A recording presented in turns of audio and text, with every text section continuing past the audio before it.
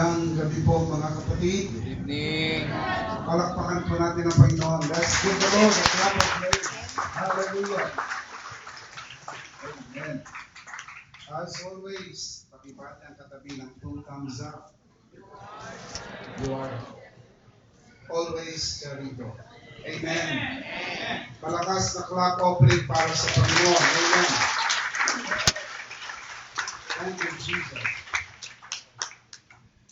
This is our first chapel service para po sa second sem. The beginning of Module 5, also the beginning of second semester ng Emmanuel Ministry Institute. Thank you so much for coming. Sa aming mga visitors, thank you for coming also and being part of this service tonight. Tonight, we are going to talk about advancing God's kingdom. Advancing God's kingdom. We will be answering two questions tonight. First, what is God's kingdom? Then, how can we advance God's kingdom? We have to start from a position of knowing and then doing. You cannot advance the kingdom if you do not know what is God's kingdom. So let's commit this to the Lord. Tayo po'y manalangin. Aming Diyos, maraming salamat po sa papuri at pagsamba. It is always with great joy and delight to come here to honor you, bless you, and you indeed inhabit the praises of your people. We commit this learning time to you, all for your glory and for the blessing of your dearest people. All by your grace, for your glory, we ask in Jesus' name. And everybody would say, Amen. Amen and amen. What is God's kingdom? And how can we advance God's kingdom? So the first question is, what is God's kingdom? The Bible teaches there are two ideas about God's kingdom. Number one is literal kingdom. Ang Biblia ay nagtuturo na meron pong literal kingdom. Ito po yung kingdom of heaven as well as the millennial kingdom. Yun pong kingdom of heaven is in heaven. Yun pong millennial kingdom is Christ's kingdom on earth. Ito po 1,000 taon na paghahari ni Kristo sa mundo at ito'y magaganap sa kanyang muling pagbabalik. Kapag sinabi nating second coming, meron two phase, dalawang bahagi. Yung unang bahagi ay yun pong bababa si Kristo sa alapaap at ang mga naghihintay sa kanyang muling pagbabalik, ang church, ay dadagitin sa isang kisap mata at sasalubungin ng Panginoon sa himpapawid. Ito po ang tinatawag sa Biblia the rapture of the church. Ang rapture po ay hindi individual, kagaya ng pangkaraniwang naririnig nating turo ng bawat isa ay maging handa individually sapagkat baka maiwan ka sa rapture at yung lang mga nakahanda ang mara-rapture. Brothers and sisters, you have to read your scripture. Ang rapture po ay collectively, the body of Christ will be raptured. Kung ikaw ay tunay na tumanggap sa ating Panginoong Kristo, you are part of the universal church of Jesus Christ. Hindi po local churches ang ating tinutukoy, kundi yun po universal, mystical body of Christ. Na kung saan ang sino mang tumanggap kay Kristo ay binautismohan ng Espiritu sa katawan ni Kristo. 1 Corinthians 13.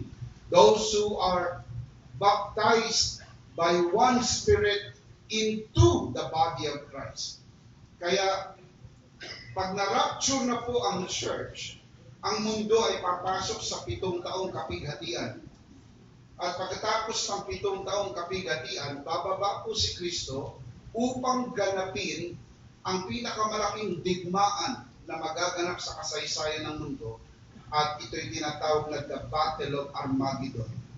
At the end of that battle, Christ will establish His kingdom on earth. This is known as the millennial kingdom. Si Satanas ay ikukulong ng 1,000 taon sa bottomless pit. At ang maghahari sa mundo ay si Kristo bilang hari ng mga hari at Panginoon ng mga Panginoon. Ang maghaharing kasama ni Kristo ay ang mga believers na na-rapture, na bababang kasama ni Kristo. Sila po, tayo po ay mga supernatural people, glorified body, ang maghahari sa mundo at ang paghaharian po ay ang mga natural people. Sino po ito mga natural people? Ito po yung mga natirang buhay at hindi po natataka ng 666 at sila po ay hindi namatay sa panahon ng Battle of Armageddon. Ito po yung mga kumampi sa Israel.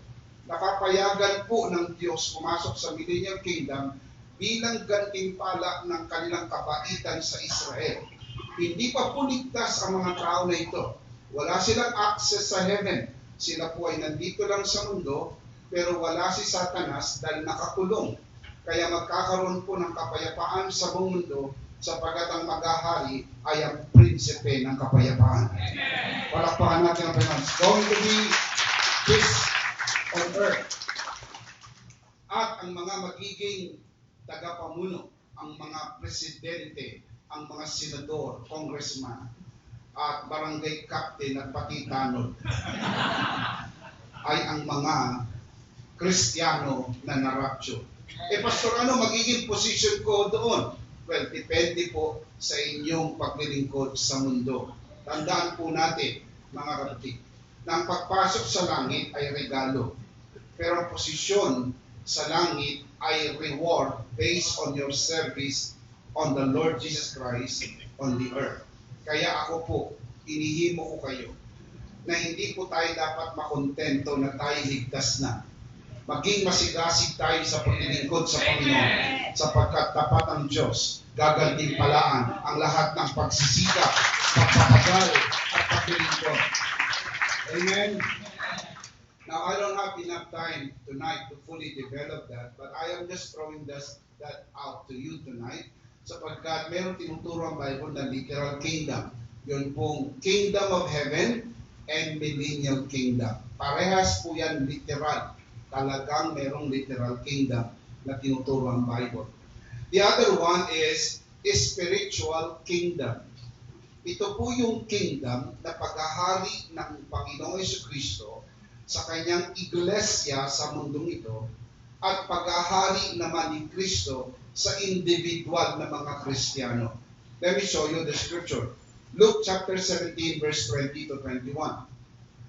Once, having been asked by the Pharisees when the kingdom of God would come, Jesus replied, look up here, the kingdom of God does not come with your careful observation.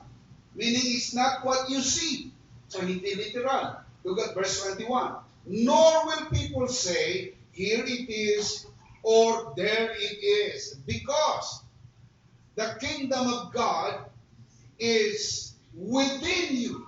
So where's the kingdom of God? Inside you. So if it is inside you, it's not a literal kingdom, it is a spiritual kingdom.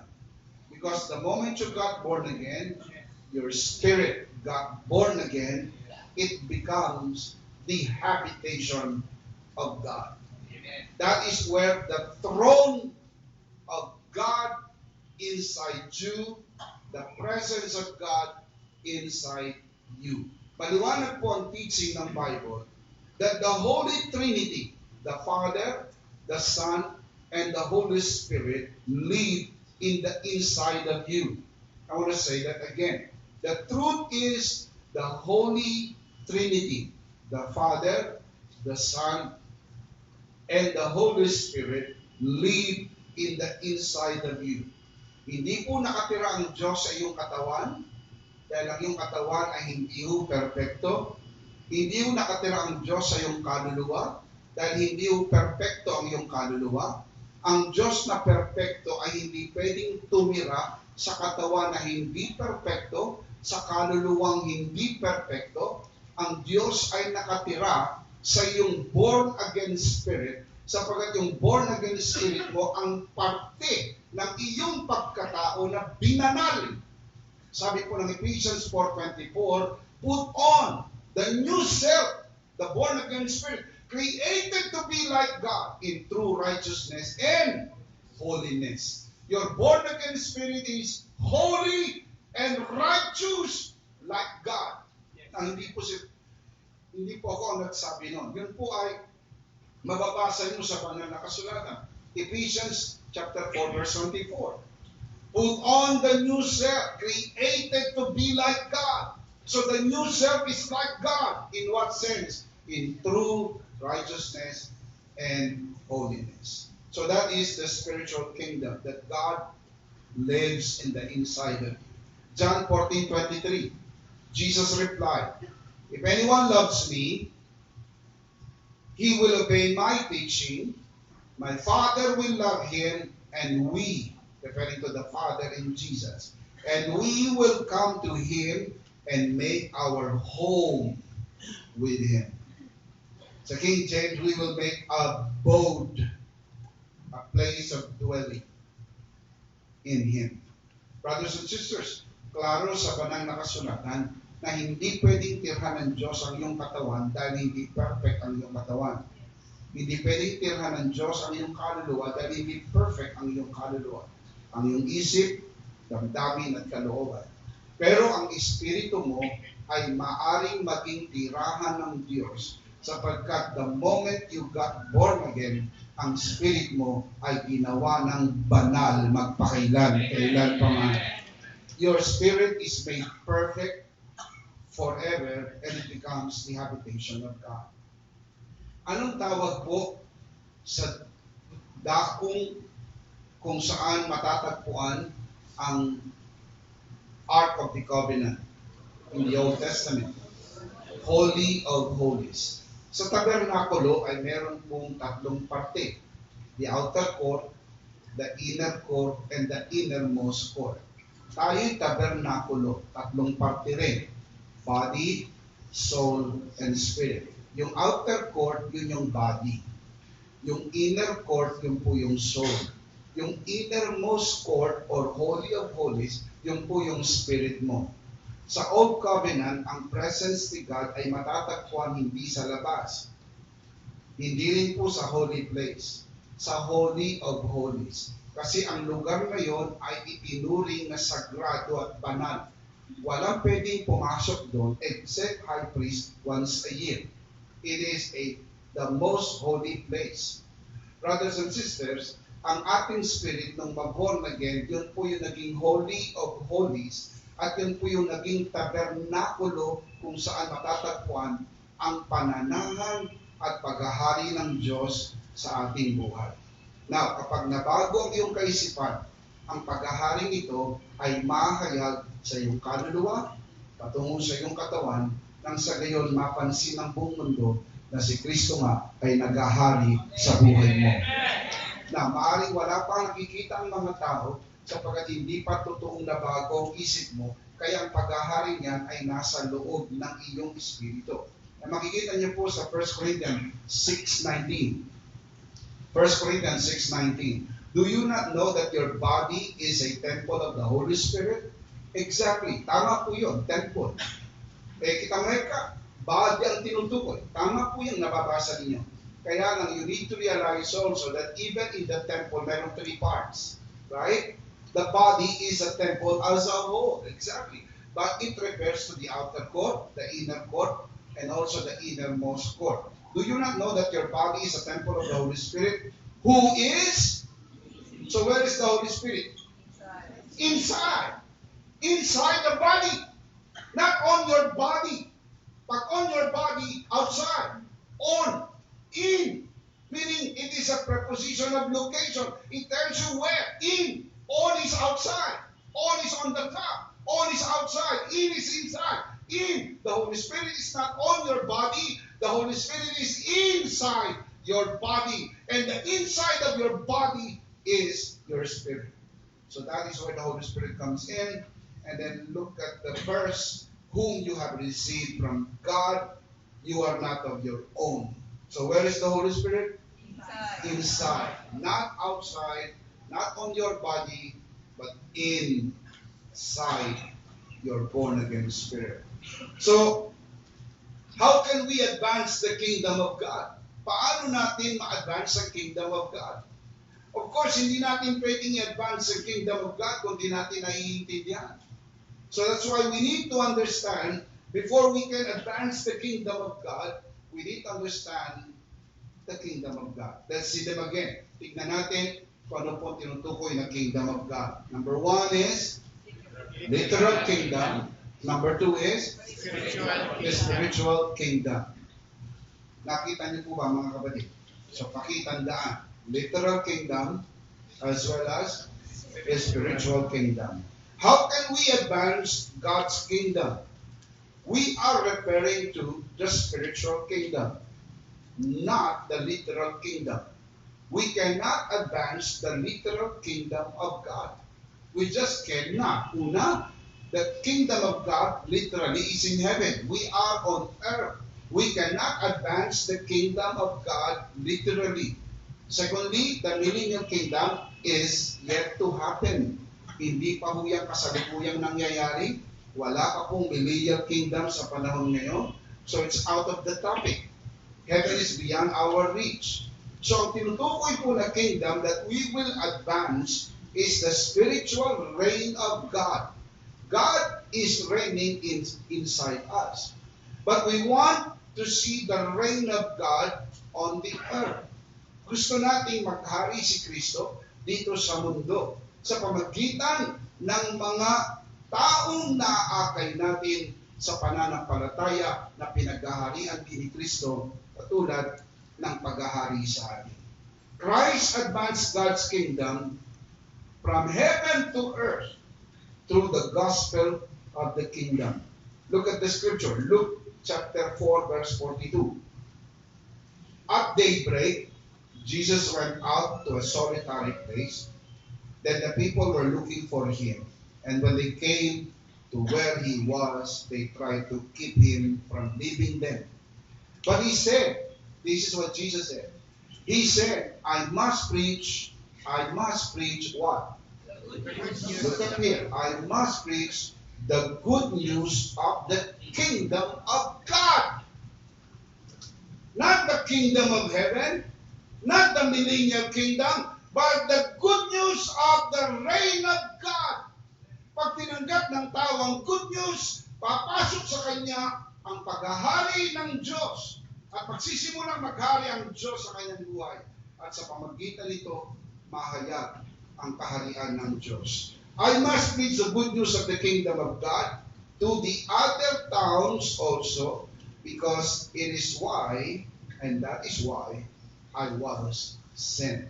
Si Kristo ay naparito para ipangaral ang ebanghelyo ng paghahari ng Diyos. Ganyan din po ang sinabi ni Apostle Paul, na siya po ay nagbabahagi ng ebanghelyo at hindi nagiging hadlang ang sirkumstansya ng kanyang buhay.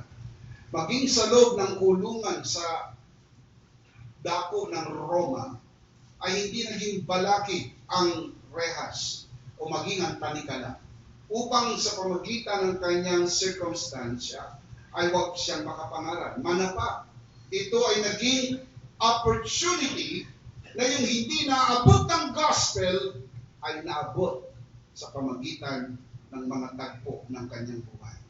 Brothers and sisters, iba-iba po ang kalagayan natin sa buhay. Meron po mga ina ng tahanan, ama ng tahanan. May mga namamasukan, may mga may-ari ng negosyo. May mga taong mayroong tauhan, mayroong mga taong sila ang tauhan. May mga tao po na sila ang may-ari ng paggawaan, ng iba po ay nagtatrabaho sa nasabing paggawaan. May mga taong malaki ang impluensya. May mga tao po na walang impluensya sa kanyang pinagtatrabahuhan. May mga taong kapag nagsalita, sila yung pinakikinggan. May mga tao po na nagsasalita, walang nakikinig. Mga kapatid, kung ikaw ay mayroong degree of influence, may tauhan ka, at meron kang influence sa pamilya ninyo. Pansin niyo, may mga membro ng pamilya at angkat. Not necessarily na siya ang panganay, maaaring hindi siya ang panganay, pero ang salita po niya at opinion niya ay higit na pinapahalagahan kaysa sa ibang membro ng pamilya. Naintindihan niyo po, yung sabihin. Ang tawag doon ay influence. Gamitin niyo po ito sapagkat sayang, hindi lahat ng tao ay mayroong influence. Ang description po ni John Maxwell, it is leadership because leadership is influence. Maaaring you don't have the position, but if you can influence people, you are leading people. Leading them to the knowledge of our Lord Jesus Christ. Leading them to know the Lord Jesus Christ. Kaya huwag kong sayangin po yung pagkakataon na yan. Lalo na kung kayo po ay may-ari ng pabrika o may-ari po ng opisina o meron kayong mga transacciones na kayo po ay nagkakaroon ng opportunity. Get that opportunity sapagkat yan po ay opportunity to advance the kingdom. Now look at this. Philippians chapter 1 verse 12 up to verse 13. Now I want you to know, brothers, that what has happened to me has really served to advance the gospel. Now, you have to know the context. Ang context ng tinutukoy ni Apostle Paul na nangyari sa kanya ay ang kanyang pagkakakulong. Look at verse 13. As a result, it has become clear throughout the whole palace guard, and to everyone else that I am in chains for Christ. So naging maliwanag sa mga bilanggo, sa mga bantay ng bilanggo, kung bakit po siya nakulong at ano ang dahilan ng kanyang pagkakulong. Hindi po siya nakulong dahil meron siyang krimen na nagawa. Hindi po siya nakulong dahil involved siya sa droga. Nakikinig po ba kayo mga tulad ng mga makukulong sa susunod na araw. Hindi po siya nakulong dahil meron siyang personal na krimen na nagawa. Nakulong po siya dahil siya po'y nangangaral ng ebanghelyo ng mabuting balita ng kaligtasan. Na ito po ay mahigpit na ipinagbabawal sa kanilang kapanahunan. Kapatid, pag naisip ko po ito, naisip ko yung kalayaan na mayroon tayo. Mga kapatid, maring ating bansa ay disingyaman ng maraming malaking bansa sa Asia at maging sa buong mundo. Pero marami tayong nirereklamo sa ating bansa. Pero isang bagay ang pwede niyo ipagpasalamat, malaya tayo sa bansang ito na purihin, sambahin ang ating Panginoon. Amen. Praise God. Yan po'y kalayaan na priceless. Hindi kayang tumbasan ang anumang yaman ng mundo na hindi mo ipagpapalit ang ibang bansa na mayaman nga pero walang kalayaan na sambahin ng Diyos sa Espiritu at katotohanan. Walang kalayaan na mangaral na mabuting balita. Ito pong ating kalayaan, ito'y kayamanan na nakaloob ng Panginoon sa atin. Amen. So si Apostle Paul, ang sabi niya, na-advance ang gospel sa kanyang circumstance ng life. Brothers and sisters, hindi ko alam kung saan po kayo dadalhin ng Panginoon sa tagpo ng buhay ninyo. Ang iba po sa inyo ay niyahanda na ng Panginoon sa mataas na pwesto ng buhay.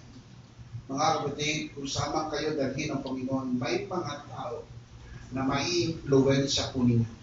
Let them know ng lahat ng tinatamasa nyo sa buhay na ito ay hindi premyo ng inyong kagalingan, kung hindi biyaya ng kanyang kalooban, kagandahang loob sa atin. Amen.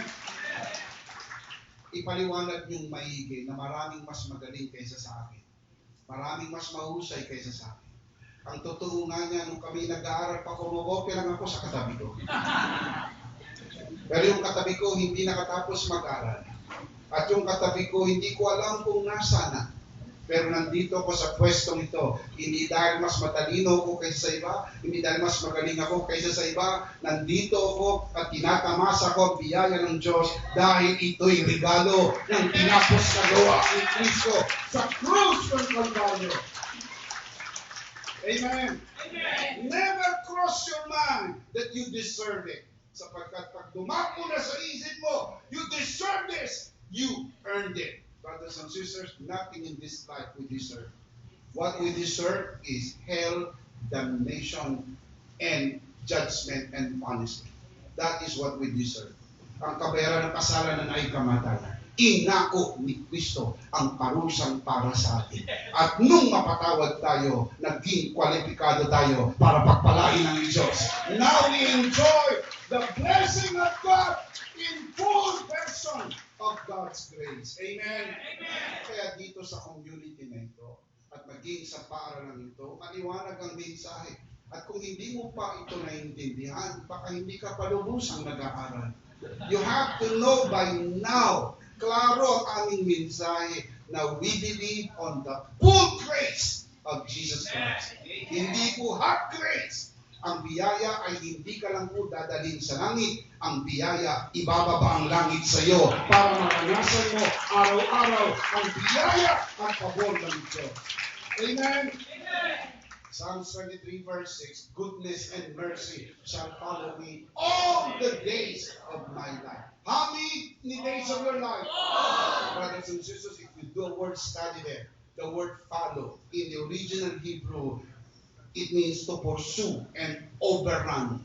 Habulin at abutan. Brothers and sisters, hindi ka susundan ng pagpapala. Hahabulin ka ng pagpapala ng ating Panginoon. Amen! Now that is the gospel that we preach. Yan din po ang gospel na pinreach ni Apostle Paul. Yan din ang gospel na pinreach ng Panginoon. So the question is, how can we advance the kingdom? How can we advance the kingdom?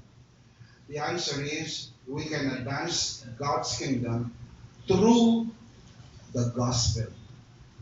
Kaya kita ninyo, nung ipinreach ni Jesus yung gospel, ang tawag niya, the gospel of the kingdom of God. Kasi po yung gospel, yun po yung means, pamamaraan, upang i-advance mo yung kingdom of God. That is the message of the kingdom, the gospel. Now, brothers and sisters, the question is, what is the gospel? Very important, masagot muna natin, what is the gospel? Kasi ito yung means para i-advance mo yung kingdom. We are advancing the kingdom, God's kingdom. Spiritual or literal? Spiritual kingdom. We are advancing the spiritual kingdom. And how can we do it? We can only do it by and through the gospel. So it is incumbent upon us tonight to know what is the gospel. Because I believe that passion cannot spring from ignorance. You cannot be passionate on what you do not know. You just cannot be passionate on what you do not know. Brothers and sisters, kung nakakita kayo ng mga taong passionate sa mga bagay-bagay ng mundo, they know a lot on that particular thing. May mga bata na very passionate sa NBA. Hindi nga nila alam kung anong sagot sa assignment nila. Pero alam nila yung pangalan ng mga players. Alam nila yung mga pangalan ng NBA team. Alam nila yung statistics. Pero tanungin mo, nagawa mo na ba yung assignment mo sa science? Sabi ng anak mo, sayang. Hindi ko nagawa. Pero doon sa basketball, very passionate. May mga tao very passionate sa mga bagay-bagay ng mundo. And one thing you can find out, kapag passionate siya sa isang bagay, that person knows a lot of things on that particular thing. That is why you cannot start from a vacuum. Passion cannot spring from ignorance. So before we can be passionate, sharing the gospel of the kingdom, we must first know what is the gospel. The word gospel, so the question is, what is the gospel? The word gospel comes from the Greek word euangelion. That is the Greek word, euangelion. That's how they pronounce it. The spelling is E-U-A-G-G-E-L-I-O-N. But they pronounce it as euangelion. Ang ibig sabihin po ng euangelion is good news. Nothing more, nothing less. Wala siyang ibang meaning. Yun lang ang meaning ng gospel. Good news. Tagalog, mabuting balita. Mabuting balita. Ano po ang mabuting balita sa taong makasalanan? Tawaran. Ano po ang mabuting balita sa taong may sakit? Kagalingan. Anong mabuting balita sa taong naghihirap? Kaginhawaan sa buhay. Ang mabuting balita, mga kapatid, ay gospel. Ang gospel ay euangelion, good news. Pag sinabi niyo pong good news, ito po ay nahahati sa dalawang malaking parte. Two major parts. Number one is the person of Christ.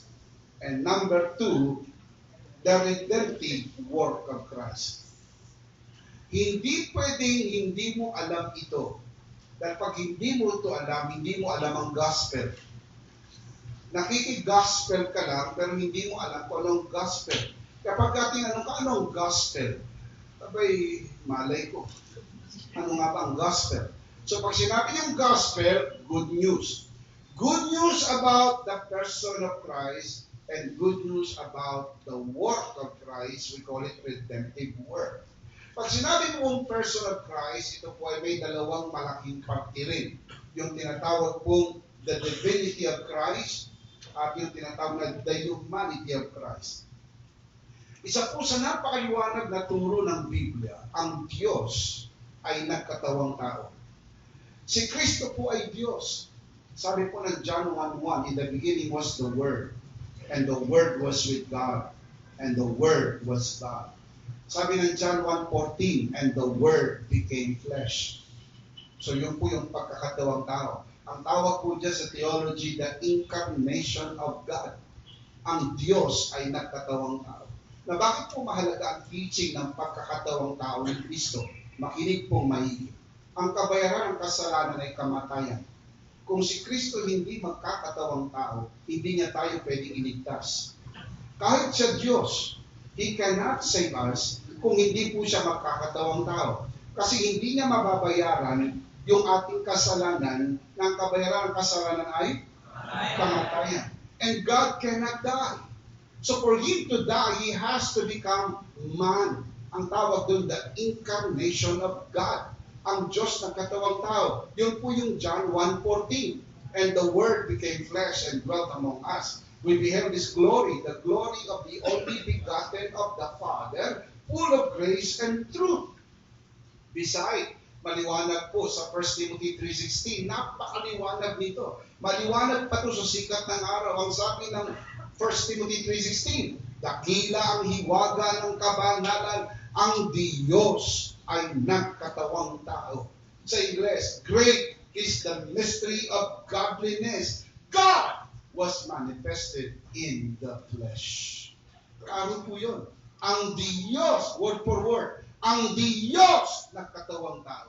Sino po yung Diyos na nagkatawang tao? Si Kristo. Pinanganak sa sabsaban ng Bethlehem ng unang Pasko. Kaya ang sanggol na pinanganak ay tinawag na Emmanuel. God is with us. At dahil po siya ay nagkatawang tao, handa na po siya para mamatay. Pero kung siya'y tao lang at hindi Diyos, hindi niya rin tayo maililigtas. Katulad ng turo ng ibang religion sa panahon natin, may mga nagtuturong si Kristo ay Diyos lang at hindi nagkatawang tao at hindi naging tao kahit kailan. On the other hand, meron din naman nagtuturo na si Kristo ay tao lang at hindi naging Diyos kahit kailan. Brothers and sisters, kung siya po ay Diyos at hindi naging tao, hindi niya tayo maililigtas because He cannot die. Kung siya naman ay tao lang at hindi Diyos, He cannot also save us because His death has no infinite value to save us all. Kasi ang kanyang kamatayan ay magiging pangkaraniwang kamatayan lang tulad ng pangkaraniwang tao.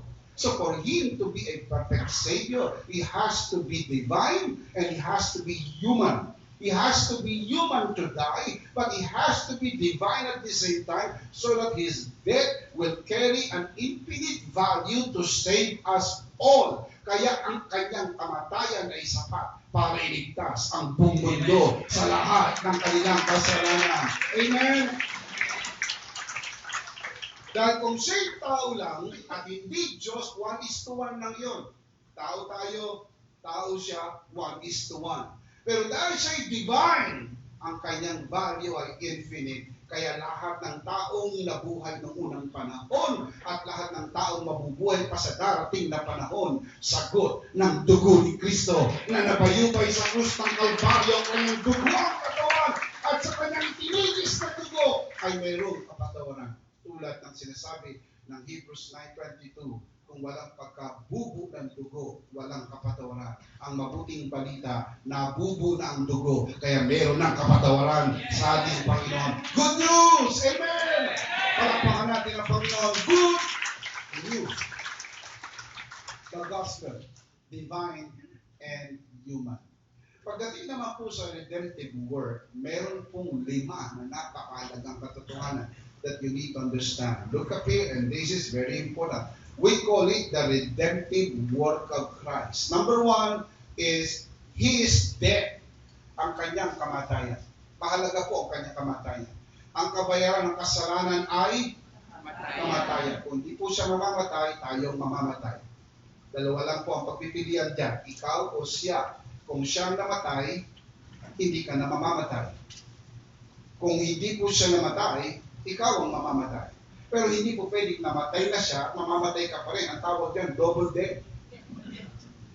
Dalawang namatay na siya, namatay ka pa. Kaya kabuluhan ng kanyang kamatayan. Parang hindi sapat yung kanyang kamatayan, kaya kailangan mong mamatay. So, ang kanyang kamatayan, ang kanyang pagkalibing, ang kanyang muling pagkabuhay, ang kanyang pag-akyat sa langit, at ang kanyang muling pagbabalik. Parte ng gospel ang second coming. Maliwanag po yan. His death, His burial, His resurrection, His ascension, and His second coming. Ang mabuting balita ito, babalikan tayo ng Panginoon at isasama niya tayo sa kanyang kaharian. Amen! Siya'y nagkahari sa loob natin, tayo kanyang kukunin at dadalhin niya tayo sa kanyang kaharian. Literal kingdom. Sabi ni Jesus sa John 14:1-3, let not your heart be troubled, believe in God, believe also in me. In my Father's house are many mansions. I will go and prepare a place for you. And if I go and prepare a place for you, I will come again and receive you unto myself. For where I am, there you may be also.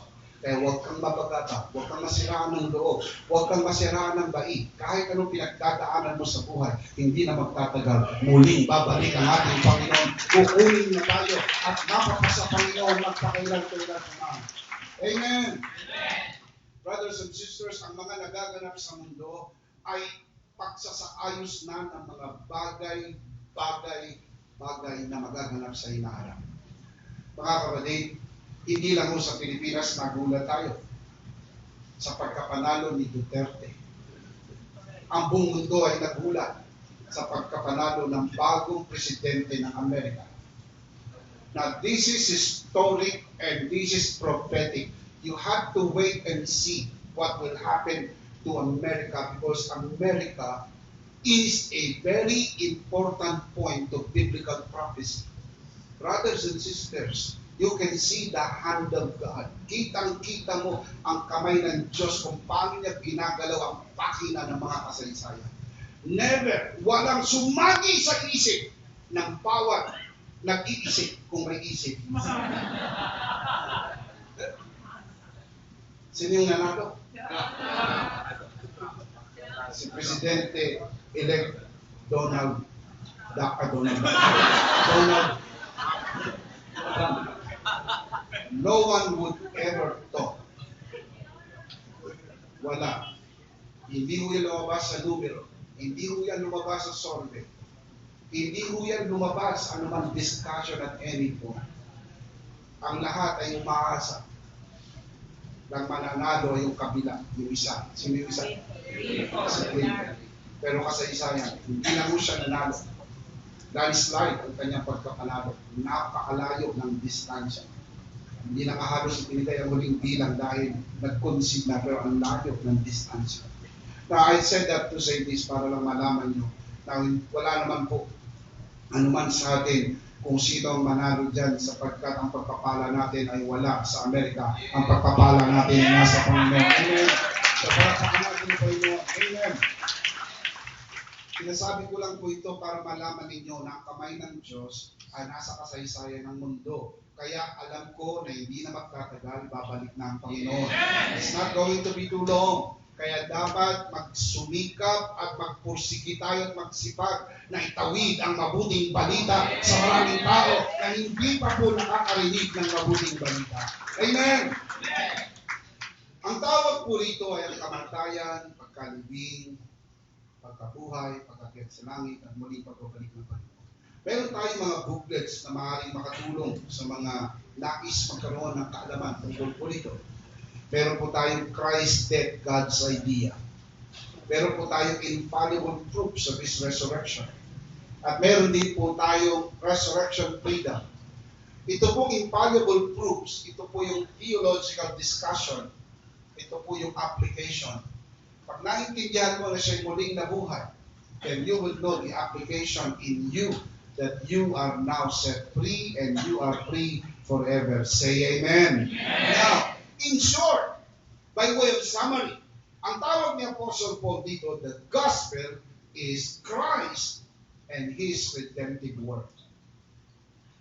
Simple, si Kristo at ang kanyang ginawa, yun ang summary ng gospel. Kaya pag mali ang turo tungkol kay Kristo, mali ang gospel. Pag mali ang turo tungkol sa ginawa ni Kristo sa krus ng Kalbaryo, mali ang gospel. For the gospel to be true, for the gospel to be perfectly true, it has to be perfectly true in the teaching about Christ and in the teaching about the redemptive work of Christ. Pakinggan niyo ang sabi ni Apostle Paul sa Acts 20:24. Ito'y parte ng pamamaalam ni Apostol Pablo sa mga taga-Efeso na itinala naman ni Lucas sa kanyang pagsulat sa Book of Acts. Acts 20:24.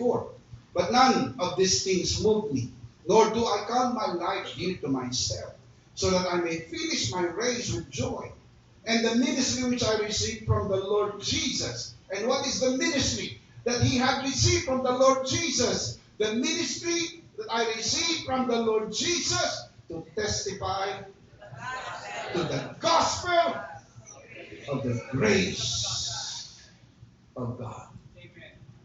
By way of summary, ang gospel ay tinawag ni Apostle Paul the gospel of grace. There is no other gospel. There is only one true gospel. At pag hindi po ito ang gospel na naririnig natin, the gospel of grace, it is not true gospel. Maging maingat po. Maging mapanuri.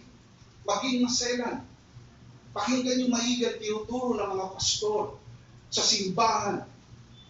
Mga pastor na natuturo sa radyo, sa telebisyon. At maging ang mga panulat.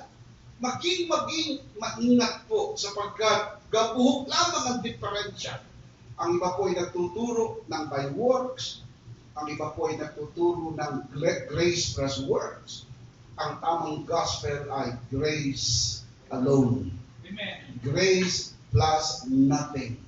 Kasi pag sinabing grace, hindi pwedeng haluan ng works.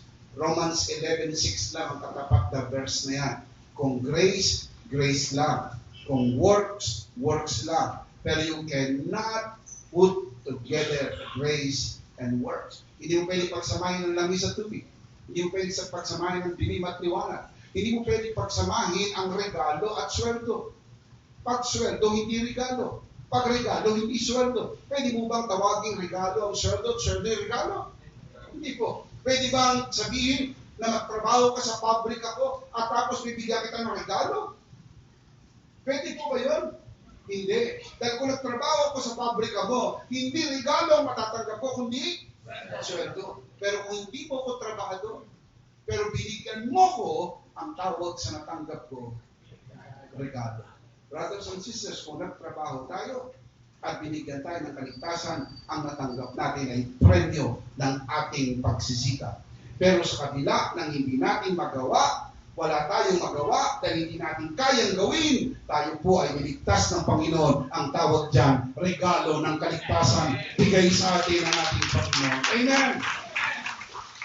So the question is, how can we advance the kingdom through the gospel? So let me give you two application. Ito po yung life application na. Paano natin ito i-apply sa ating buhay. Ready? Number one, share the gospel of grace boldly. Dapat bawat isa mag-share ng gospel ng boldly, hindi nahihiya.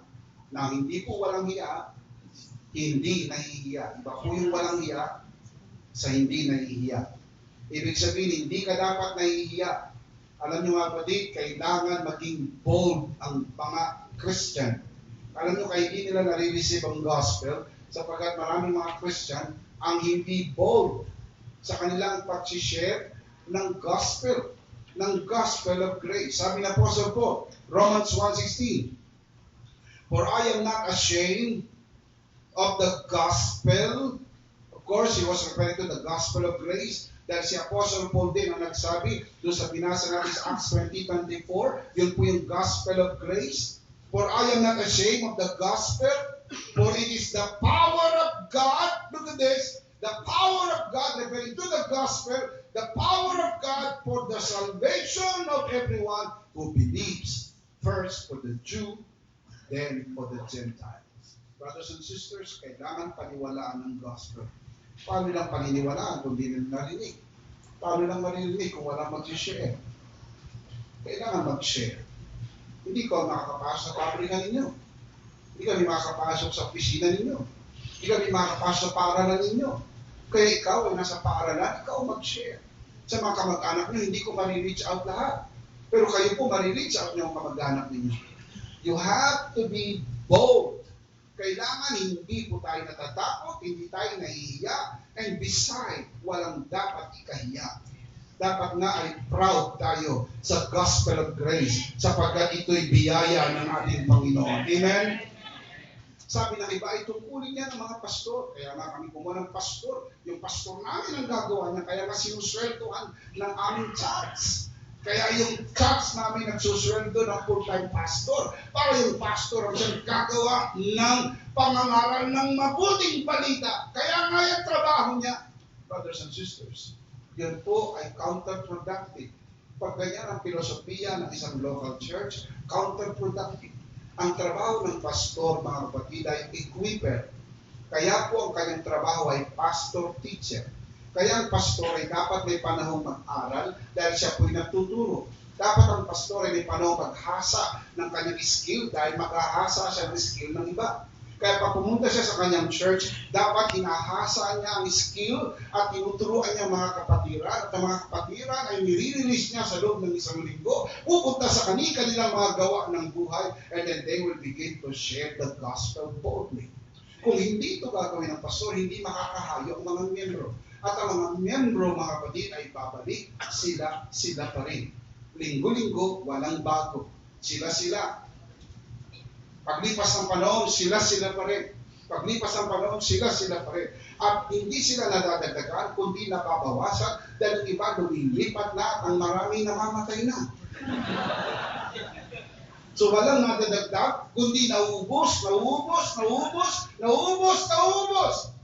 Kaya magtataka siya, bakit umunti tayo? Mga kapatid, walang shortcut. Ang tanging paraan lang para lumago ang iglesia lokal ay humayo hindi lang ang pastor, humayo ang lahat ng miyembro at ibahagi ang mabuting balita ng kaligtasan sa lahat. Amen. Hindi kinakailangan maging pastor. Hindi kinakailangan maging theologian. Hindi kinakailangan graduate ng Bible school. Just your plain experience. Just tell everybody what Christ has done in you. And you can share the gospel of grace. Sabihin mo lang, amazing grace, how sweet the sound. It saved a wretch like me. I once was blind, but now I can see. I once was lost, but now I'm found. Pag yan ang kwento mo, may kwenta ka at ang kwenta mo ay magdadala ng kwento sa maraming tao at maraming makakakilala sa Panginoon. Amen? Ang babaeng Samaritana na nagkaroon ng encounter kay Jesus sa John chapter 4 ay hindi ho tapos ng Bible school. Hindi ho nagsanay at nag-seminar. Yung iba bago i-release, takot na seminar. Hindi pa ka ready para i-release. Kailan ako i-release? Kailan ako pwede mag-share? Hindi pa pwede.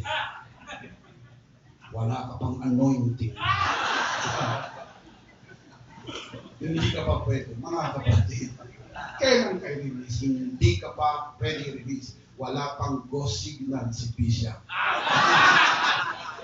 Mga kapatid, ang tao nakakilala sa Panginoon, hindi kailangan ng go signal. Nag-uumakaw sa kanya kasiyahan. Nag-uumakaw sa kanyang katuwaan. Kung sa kwento sa mundo, ang ginawa sa kanya ni Kristo. Amen. Kaya mapapalitaan na lang ni Bishop, may mga bago. Sino nagdala sa mga bago na ito? Yung isang miyembro na hindi kilala. Pero dahil siya iniligtas ng Panginoon, lumabas at nagkwento at marami rin na nakakilala sa ating Panginoon. Share the gospel. Amen. Amen. Merong taga Valenzuela na nagkwento sa amin na tumanggap siya sa Panginoon at nakita niya ang gospel. Ang sabi niya, meron akong kinainan na karinderya sa Caloocan na may booklet na ito. Na pinakita niya yung booklet. Sabi niya, nagulat siya dahil yung booklet na binasa niya, nandito pala. Taga Valenzuela siya, sa Caloocan niya pa nabasa yung booklet.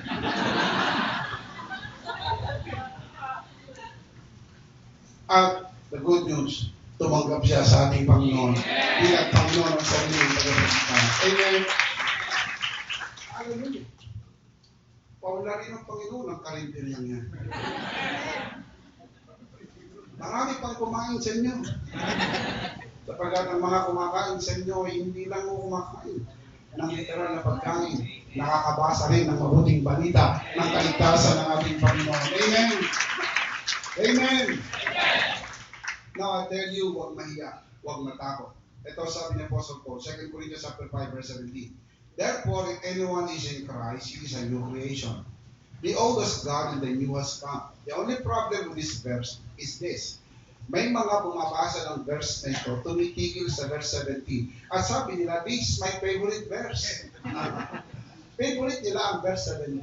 Only to realize, hello, meron niyang verse 18, verse 19, 20, and 21. Huwag mong putulin dahil hindi ko yan hiwalay sa verse 18. Now, tignan niyo po kung ano nangyari sa verse 17. Again, therefore, if everyone is in Christ, what happened? He is a new creation. What happened to the old? Gone. What happened to the new? Gone. Verse 18. All this is from God. All. Ano yung tinutukoy na all this is from God? Yung verse 17. Let's go back to verse 17. Ang tinutukoy sa verse 17 ay yung new creation. You become a new creation. So become a new creation, verse 18, all this is from God. So yung maging new creation ka ay hindi gawa ng tao, gawa yan ng Diyos. All this is from God. Look at the next line. Kama, who reconciled us to Himself through Christ and gave us the ministry of reconciliation. Now listen, verse 17, new creation. Verse 18, new vocation. Nagkaroon ka na ng bagong gawain. Ano yung bagong mong gawain? The ministry of reconciliation. The ministry of reconciliation. Kasi sabi nila, wala akong ministry. Automatic. The moment you become a new creation, you have received the new vocation, and that is the ministry of reconciliation. Ano po itong ministry of reconciliation? Ipinaliwanag sa verse 19. The ministry of reconciliation, verse 19, that God was reconciling the world to Himself in Christ, not counting men's sins against them. He has committed to us the message of reconciliation. Una, nagkaroon ng new creation. Nung ikaw ay magkaroon ng bagong kapanganakang muli, binigyan ka ng ministry. Ano yung ministry mo sa verse 17, verse 18? Ministry of reconciliation. At yung Ministry of Reconciliation, merong message. The message of reconciliation. And you want to know the message of reconciliation? Look at the middle part of the verse. He has committed to us the message of reconciliation, not counting men's sins against them. Tagalog, hindi na binibilang ng Diyos ang kasalanan ng tao. Yun yung message na dapat mo i-preach. Hindi na binibilang ng Diyos ang kasalanan ng tao. Ang mensahe ng maraming tao ngayon, lagot ka sa Diyos. Hala, lagot ka. Ikaw ay makasalanan. Lagot ka. Hindi ho yun ang message of reconciliation. The message of reconciliation, lahat ng iyong kasalanan ay binayaran na ni Kristo sa krus ng Kalbaryo. And God is not counting your sins anymore. Bakit hindi nabibilangin? Mga kapatid, bakit nga hindi nabibilangin? Wala namang bibilangin sapagkat ang iyong kasalanan ay inalis na. Kung inalis na, ano pa ang bibilangin? Wala nang bibilangin. Sabi po sa Bible, behold the Lamb of God who takes away the sin of the world. Inalis na. Walang natira kahit isa. Lahat ng kasalanan, past, present, and future, inalis ng lahat. Wala nang bibilangin pa. At hindi na nagbibilang ang Diyos sa kasalanan ng tao, ibinigay na sa atin ang mensahe ng reconciliation. Kaya kapag ikaw ay lumalapit sa tao, sabihin mo sa tao, mahal ka ng Diyos. Namatay si Kristo sa krus ng Kalbaryo para sa iyo. Binayaran ni Kristo ang iyong kasalanan sa krus ng Kalbaryo. Gusto mo bang tanggapin ang kanyang pag-ibig? Gusto mo bang tanggapin ang kanyang pag-ibig? It is an offer. Do you want to receive? Dahil hindi pwedeng pilitin ng Diyos ang sinama. Gusto mo bang tanggapin ang kanyang pag-ibig? Pag sinabi ng tao, gusto ko, sumunod ka sa panalangin ito ng pagtanggap sa ating Panginoon Kristo. At kahit gaano kasama ang tao, pinatawad na siya ng ating Panginoon. Inilis na siya ng ating Panginoon. Shout amen! Look at verse 20. We are therefore Christ's ambassadors. We are present tense. Hindi po we will be therefore become Christ's ambassadors. Hindi po ito mangyayari pa lamang. We are present tense. We are Christ's ambassadors. We are, ano ibig sabihin ng ambassador? Kinatawan. Pag ikaw ay ambassador ng Pilipinas sa Amerika, mga kapatid, ikaw ay representative ng Pilipinas sa Amerika. Very important. Now we understand that we are Christ's ambassadors here on earth. Tayo ang representative. Individual man or the church as a whole, we are Christ's representative. That's why we are telling them the message. Alam nyo, ang ambassador, walang sariling mensahe. Kaya pag tinatanong ang ambassador, anong opinion mo? Alam nyo, sagot niya, my opinion doesn't matter. I only represent my country. I only speak the message of my president. That's it. That's my job. Hindi ko trabaho magbigay ng kuro-kuro. Hindi ko trabaho maging komentaryo tungkol sa mensahe ng Pangulo. Ang representative, ang kanya lamang mensahe, iparating ang mensahe doon sa kanyang mga kinakausap. Mabatid, ang mensahe ay klaro. Hindi po patatawarin ang kasalanan. Pinatawad na ang mga kasalanan. Tanggapin mo na lamang ang kapatawaran ibinigay sa iyo ng Panginoon. Amen. Hindi na binibilang ng Diyos. Ulitin ko po, Tagalog, English, maliwanag pa sa sikat ng araw. Hindi na binibilang ng Diyos ang kasalanan ng tao. Wala na po siyang binibilang. Ang mensahe ay hindi po dapat galit tayo sa kasalanan. Ang mensahe po, ang galit ng Diyos sa kasalanan ay ibinuhos sa dugo ang katawan ni Kristo. At nang si Kristo'y namatay, binayaran ni Kristo ang kasalanan, napawi na ang galit ng Diyos. Hindi na siya galit sa iyo, mahal ka ng Diyos, pinatawad ka na ng Diyos, buksan mo yung puso, papasukin mo si Jesus sa iyong puso, at maghahari siya sa buhay mo, at ikaw ay magiging mensahero ng Panginoon sa buong mundo ng kanyang biyaya at pagliligtas. Shout amen. Amen. Palakpakan muna natin ang Panginoon. Amen. Now look at verse 20. We are therefore Christ's ambassadors, as though God were making His appeal. As if God was making the appeal through us, tayo. That God, look at this, that though God were making His appeal through us, we implore you on Christ's behalf. Anong message? Be reconciled to God. That's a clear message. Be reconciled to God. Kaya, tawagin natin ang mga tao. Makipagkasundo na kayo sa Diyos. Hindi na galit ang Diyos sa inyo. Huwag kayong tumakbo. Hindi kayo hinahabol ng parusa ng Diyos. Lumapit kayo sa Kanya. Mahal na kayo. Ang humuhusga lang sa inyo ay si Bishop. Ang humuhusga lang sa inyo ay ang pastor. Ang humuhusga lang sa inyo ay ang simbahan. Hindi kayo hinuhusgahan ng Panginoon. Pinatawad na kayo ng Panginoon. Pinatawad na kayo ng Panginoon. Amen. Na-imagine niyo po ba kung gaano karaming taong lalapit kay Kristo kung may paparating natin ang tamang mensahe? Hindi kaya ang dahilan kung bakit ang mga tao lumalayo at mayroong masamang panlasa sa gospel sapagkat ang akala nilang gospel ay yung gospel na pinipreach ng mga tao na nagngangalit ang kanilang mga ngiti na para silang nasa impyerno. Na the last time I checked, ang mga nagngangalit ang ngiti ay yung mga nasa impyerno. Nagalit sa kasalanan, galit sa mga makasalanan, at halos tumawag ng Dragon Ball galing sa langit, at gustong parusahan ng mga makasalanan. Mga kapatid, I tell you, inubos na ng Diyos ang kanyang galit doon sa dugo ang katawan ni Kristo, na i-release ng Diyos ang parusa, tumama sa katawan ni Kristo, at dahil tumama ng galit ng Diyos sa kanya, hindi na siya galit sa iyo. God is not angry at you. Look at my eyes and read my lips. God is not angry at you. Hindi ho siya galit sa iyo.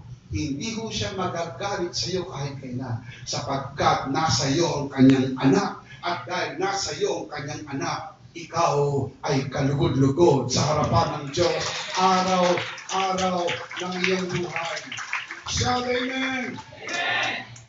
Sharing the gospel can also be done through NCE. We call it the non-confrontational evangelism. Now, this is very important. Yung mga iba ay mahiyain, hindi mo sila makapag-share. So this one will work. Basahin niyo po, aralin ninyo, para malaman niyo kung ano yung sabihin ng non-confrontational evangelism. Kasi, lahat tayo ay pwede mag-evangelize. Yung iba po ay kaya nilang confrontational. Ang iba po, mga kapatid, ay hindi nila kaya yung confrontational. So you do the non-confrontational evangelism. But you can. Everybody can evangelize. Ang heart and soul ng non-confrontational evangelism ay ang theology ng kaligtasan ay hindi nakasalalay sa galing ng tao magpaliwanag. Kasi marami mga tao nagsasabi, kung yung pastor namin na magpapaliwanag yan, siguradong tatanggap yan. Sigurado. Patay na tumatanggap eh. Sigurado. Ang telling you, ang tawag dyan, overrated. Overrated. Masyado. Overrated. Wala ho sa pastor ang kakayang mag-convert ng isang tao. Kahit sinong magpaliwanag. Kahit sinong magpaliwanag. Kahit bata, kahit walang nagpapaliwanag, kahit simpleng babasahin lang, kahit nag-iisa lang siya, o kahit Bible lang ang binuksan niya, John 3:16, pwede siyang maligtas. Anytime, anywhere, anybody, sapagkat ang nagliligtas hindi ang tao, kundi ang Diyos. Kaya pag panahon na para siya maligtas, maliligtas po siya, gagamit po siya ng mga kasangkapan, at isa sa maraming kasangkapan ay ang non-confrontational evangelism. Kaya tinuturo po natin ang opportunity that you can evangelize even in a non-threatening environment through non-confrontational. It works through submission. We call it share a booklet mission. That's what we do. Sa school, mapapansin niyo, part ng ating activity ang Share a Booklet Mission. Sa aming church, part ng aming pong activity ang Share a Booklet Mission. Yung iba namin mga kasama sa church ay part ng kanilang life.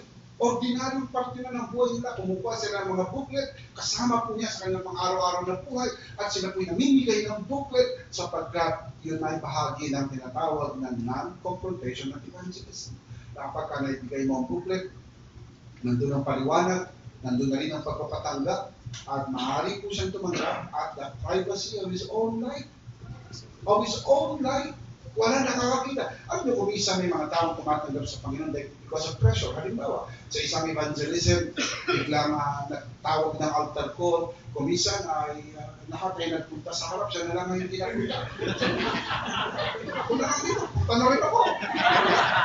Pressure ko, kaya naman, possible na dinala po siya ng kanyang best friend, sinabi sa kanya na tumanggap ka.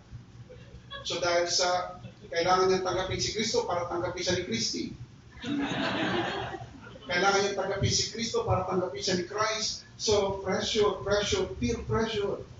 So, iba po yung nag-iisa ka lang. Walang pressure. You can just throw the booklet out. Or you can just keep and you just pray. It's up to you. Parating na tayo sa Pasko. Isa sa pinakamabisang paraan ay may bahagi natin ang booklet na ito. Ang tunay na kahulugan ng Pasko. Dahil maraming mga tao ang hindi ko naintindihan ang kahulugan ng Pasko. Na kung kayo magbibigay ng regalo, magandang samahan po ninyo ng booklet na ito. Kung kayo po ay magbibigay ng mga giveaway sa inyong mga kakilala, samahan niyo po ng booklet na ito. Kasi dito pinaliwanag ang tunay na kahulugan ng Pasko at may pagpapatanggap pagka sa huling bahagi ng pahina ay tatanggap siya sa ating Panginoon. And guess what? Hindi babalik ang salita ng Diyos na walang kabuluhan. Maaaring makatanggap siya sa Panginoon and you are part of it.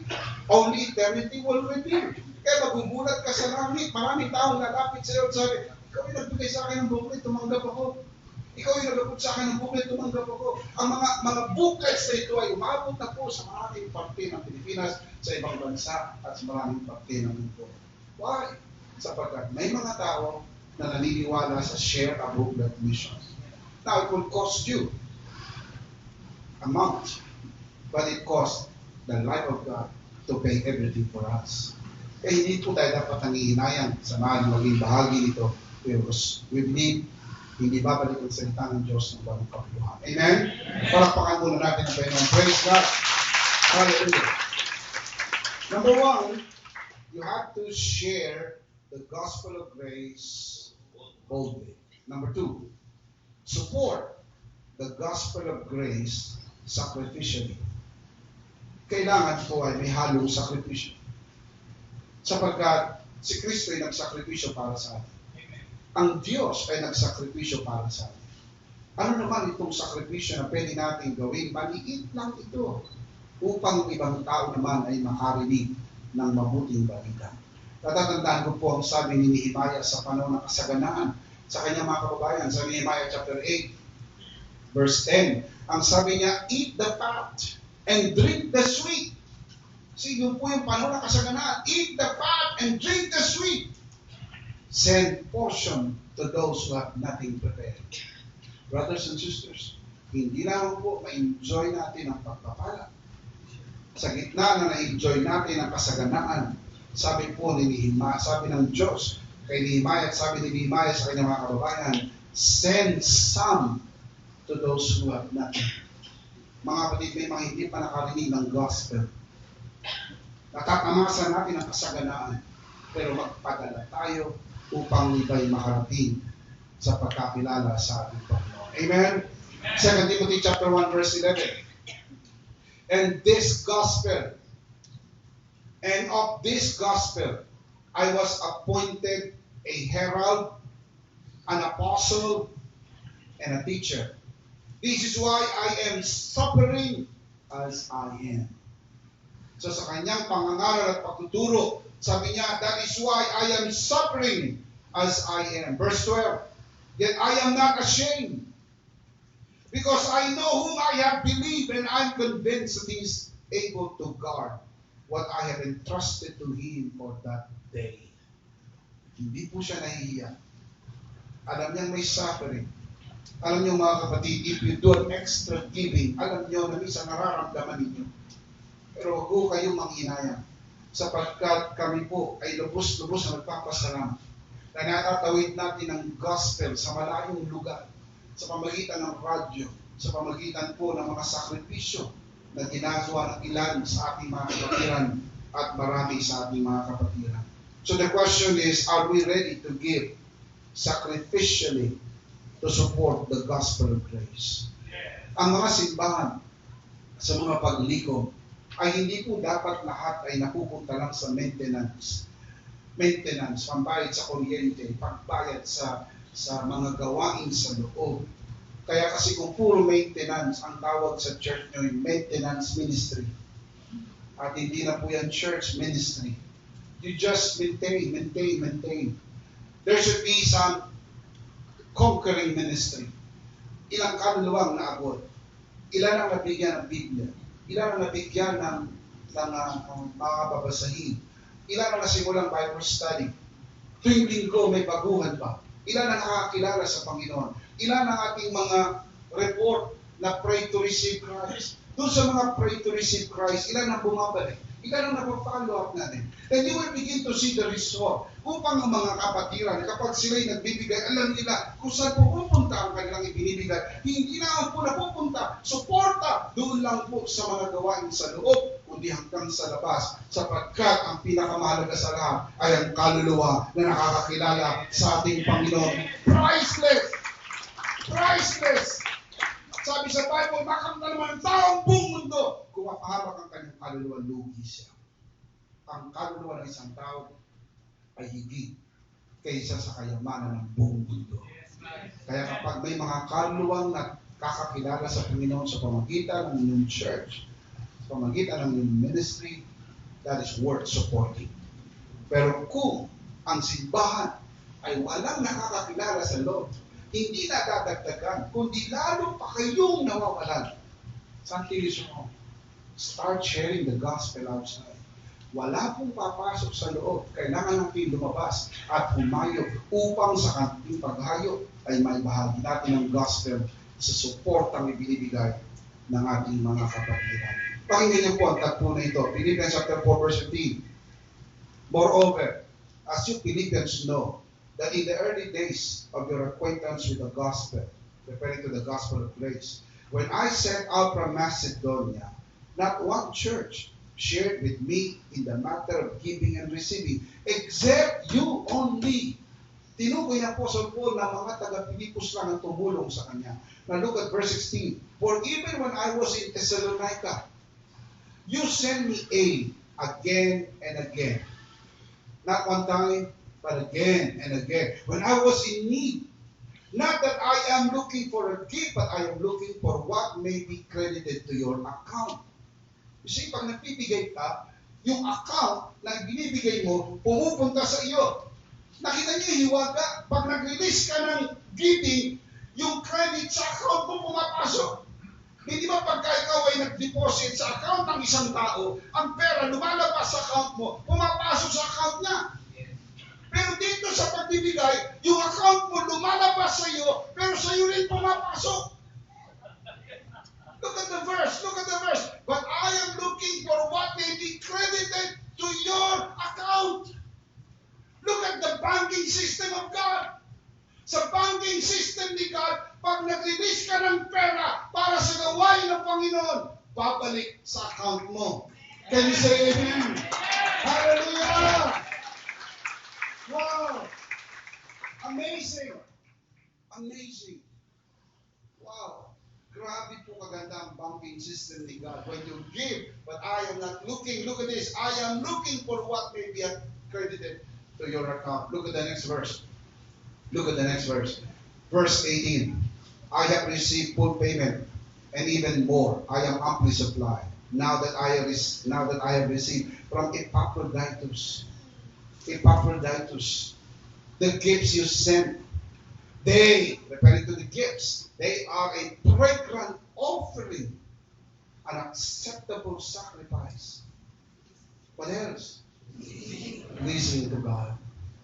Nalulugod ang Diyos kapag may anyo ng sakripisyo ang ating pagbibigay. I want to be honest with you. May mga amount na binibigay mo kayo na hindi nyo nararamdaman. Pero meron kayong nire-release na amount na alam mong nararamdaman ninyo. At kapag nararamdaman po ninyo yung nire-release yung amount, ang tawag dyan sacrifice. At yung sacrifice na yan, pleasing to God, acceptable to God, a fragrant offering, mabangong samyo sa pang-amoy ng Diyos. At hindi ka lugi dahil pag nirelease mo yan, papasok uli yan sa account mo. At pagpasok sa account mo, mas malaki na dahil may interest na galing sa ating Panginoon. Amen. Palakpakan natin ang Panginoon. Hallelujah. Amen. Verse 19. And my God will meet all your needs. Sino kausap ni Apostle Paul? Mga taga-Pilipos. At ang mga taga-Pilipos ay supporter. Mayroon lang ay pagtatapat sa inyo. Ang verse na ito ay exclusive lang sa mga supporters. Hindi ito pwedeng angkinin ng mga hindi supporters. You have to interpret the text according to context. Ang context ng verse 19 ay ang mga taga-Philippians, rather ang mga Philippians, ang mga Pilipos, ang mga taga-Pilipos ay supporters ng Word of God. And my God will meet all your needs according to His glorious riches in Christ Jesus. Ito po ang promise ni God. Kapag nag-release ka at ikaw ang nangailangan, huwag kang mag-alala. God will provide. Amen? Amen? Amen. That's why we need to understand bakit tayo nag-release. Kaya minsan tinatanong natin, saan napupunta yung aming nire-release? It is important to know. It is important to know. You don't just throw your money out. Hindi yung lahat na kumakatok sa inyong bahay at nagsusubisit ay bigay kayo ng bigay. Bigyan mo, bigyan mo, bigyan mo. Dahil hindi nyo alam kung saan nila dinadala ang kanyang binibigay. That's why you have to know. You have to realize saan nila ginagamit yung ating ibinibigay. Because if you do not know, then you may be losing the money and not returning to you even 100-fold. Tingnan niyo po ang 2 Corinthians 8:1. I'm starting to close. 2 Corinthians 8:1, following verses. And now, brothers, we want you to know about the grace. See, this is about grace. The grace that God has given the Macedonian churches. Macedonian churches, plural? Yes. Ang Macedonia po isang probinsya. Maraming churches doon. At noong panahon na yon, dalawang kilalang churches ang naroon, Filipos at Thessalonica. Parehas po ito nasa region of or province of Macedonia. Now, brothers, I want you to know the grace that God has given the Macedonian churches. Look at verse 2. Out of the most severe trial, meron silang trial? Yes. Their overflowing joy and their extreme poverty welled up in rich generosity. Hindi yung totoo na mayaman lang ang generous. Pwede yung maging generous kahit yung mahirap. Dahil ang sukat ng pagbibigay ay hindi yung sukat ng iyong ibinigay, kundi sukat ng naiwan. You have to realize that generosity is measured not by the amount that you give, but by the amount that you keep. Maraming mga tao very generous sa kanilang pagbibigay sa gawain ng Panginoon. Look at verse 3. For I testify that they gave as much as they were able, even beyond their ability, entirely on their own. They urgently pleaded with us the privilege of sharing this service to the saints. Sila pa nakikiusap na huwag silang palampasin. Sila bigyan ng bahagi. Look at verse 5. And they did not do so as we expected, but they gave themselves first to the Lord and then to us. Look at the next line. In keeping with God's will. Ang kasiyahan ng pagbibigay ay mahalaga. Pero sana malaman nyo kung saan napupunta ang inyong ibinibigay. Let me just share this with you. Ang EMI ministry is we train workers, we equip believers, pastors and workers. inuhubog, sinasara ang mga manggagawa upang marami pong mga ani na maisugo sa iba't ibang mga lugar. Sa pamagitan po ng ating programa sa radyo, sa pamagitan po ng ating publication, sa pamagitan po ng ministry ng EMI. Thank you so much. I want to take this opportunity from the bottom of our hearts. Kami po ni Pastor Joe ay taos-pusong nagpapasalamat sa kabuuan ng liderato ng EMI at maging ng aming church, the Lord's Community. Ay very, very grateful kami. Dahil kung wala po ang inyong generous giving, hindi po magagawa ng EMI ang ministry nito. Salamat po sa mga simbahan na naglilikom ng mga kaloob at binadala po sa EMI para maging bahagi po sila. Salamat po sa mga negosyante. Salamat po sa mga business people na patapat na nagbibigay. Thank you so much. Hindi ko po mabanggit ang pangalan ng isa-isa, but God knows, kilala kayo ng Diyos, how faithful you are in giving support to the work of God. Gusto ko i-take ang opportunity na ito, we can advance the kingdom of God sa pamagitan po ng inyong matapat na pagkakaloob. And thank you so much. Palakpakan natin ang Panginoon sa buhay ko. Thank you. Thank you very much. Come on, give Him praise. Give Him praise. Hallelujah. Salamat po. Now let's see them again. How can we advance the kingdom of God? How can we advance God's kingdom? Number one, let's read it out loud. Number one, share the gospel of grace boldly. And number two, support the gospel of grace sacrificially. Unless we share and support the gospel of grace, we cannot advance God's kingdom, God's rule, and God's reign in the hearts of men. So the big idea tonight is share and support the gospel of grace. Share and support. Some of you are very good in sharing. Some of you are very good in supporting. But many of you are very good in doing both. Sharing and supporting the gospel of grace. Let's pray. Salamat po, Panginoon, sa hamon mo sa amin na ang gospel of grace ay ma-share po namin boldly at masuportahan namin ito sa sakripisyo. Panginoon, nalalaman mo ang kalagayan ng bawat isa.